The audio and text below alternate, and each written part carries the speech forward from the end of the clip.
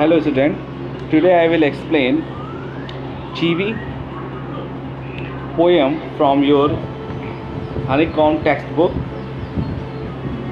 This poem has written by Michael Rosen, and in this poem has explained about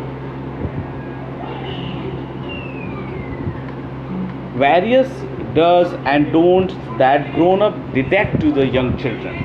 It means कि जो छोटे बच्चे बड़े हो रहे होते हैं उनको क्या करना चाहिए, क्या नहीं करना चाहिए, ये सारा जो इंस्ट्रक्शन होता है जो एडल्ट्स या जो बड़े देते हैं उसके बारे में इस पोएम में बहुत ही खूबसूरत तरीके से जो पोएट है उन्होंने एक्सप्लेन किया हुआ है. द फर्स्ट दिस पोएम कि क्या अगर छोटे बच्चे छोटे हैं अगर तो उनको किसी के इंस्ट्रक्शंस की ज़रूरत पड़ती है कि उन्हें क्या करना है और क्या नहीं करना है. बट जैसे जैसे वो बड़े होते जाते हैं और एक समय पर वो बड़े हो जाते हैं उस समय भी जो उनके पेरेंट्स होते हैं, जो गार्जियन होते हैं या उनसे जो बड़ा होता है वो उनको हमेशा इंस्ट्रक्शन देता रहता है और एक पूरी लंबी लिस्ट होती है कि उन्हें क्या करना है, उन्हें कैसे बैठना है, कैसे खाना है, किससे कैसे बात करनी है. ये सब जो चीज़ें होती हैं, ये जो इंस्ट्रक्शंस होते हैं, ये बड़ों के द्वारा उन्हें बताई जाती हैं.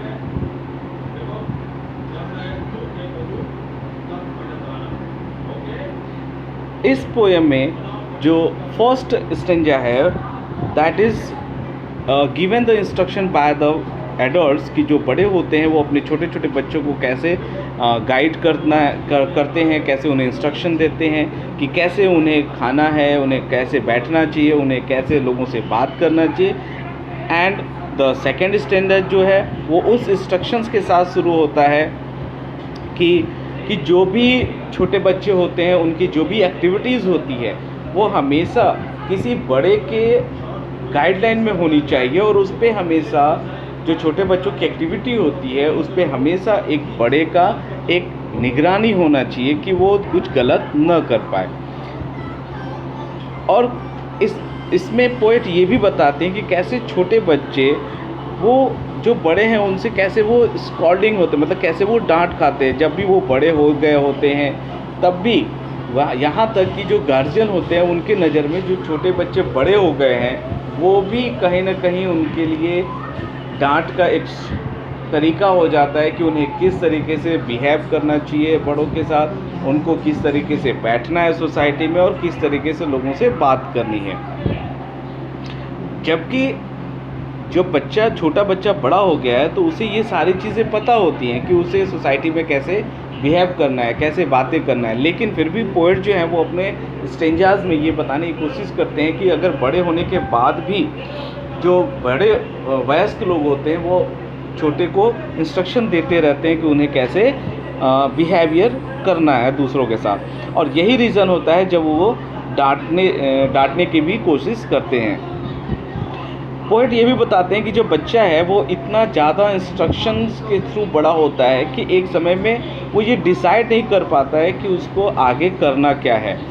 अब जहाँ पर उसके लाइफ से जुड़ी हुई डिसीजंस होती है वो भी वो प्रॉपर नहीं ले पाता है. क्यों?